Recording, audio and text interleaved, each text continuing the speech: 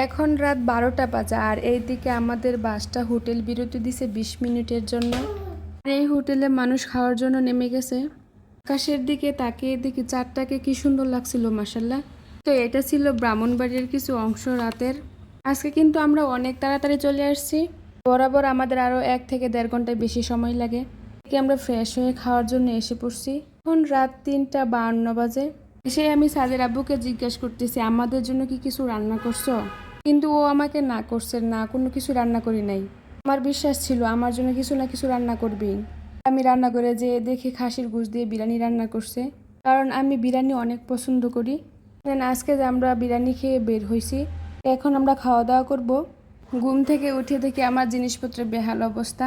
জিনিসপত্রের মধ্যে অনেক ময়লা পড়ে গেছে। যাই হোক, বেটা মানুষ বলে কথা এসব কিছু পরিষ্কার করবে না।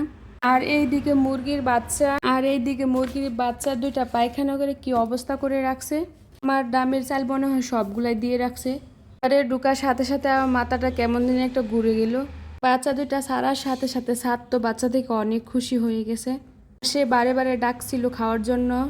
সব জিনিসপত্র ফালাই টালাই কি করছে, রান্না করে সারা ঘর ভরে রাখছে।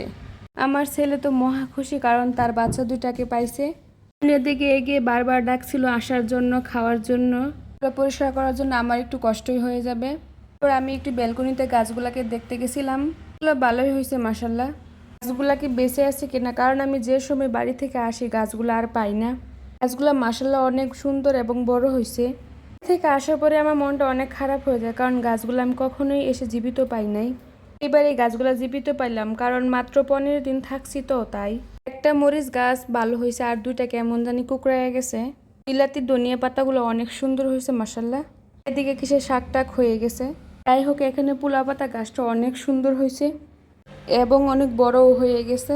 এখানে পাথরকুচি গাছটা অনেক সুন্দর লাগছিল। ভিডিওটি ভালো লাগলে অবশ্যই লাইক কমেন্ট করবেন, ফলো দিয়ে পেজের পাশেই থাকবেন।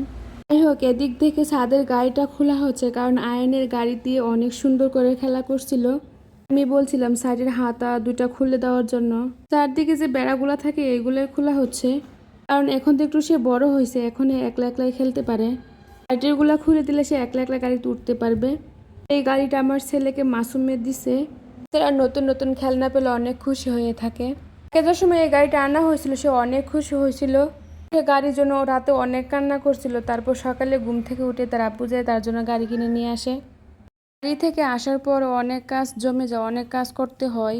আমার জন্য অনেক কষ্টই হয়ে যায়, সব কিছুই পরিষ্কার করতে হয়, অনেক সময়ও লেগে যায়।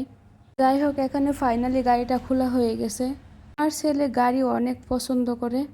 আর এইদিকে আমি কার্টুনের মধ্যে গাড়ির জিনিসপত্রগুলো গুছিয়ে রাখছিলাম যাতে না হারিয়ে যায়। ভিডিওটি দেখার জন্য আপনাদের সকলকে অসংখ্য ধন্যবাদ।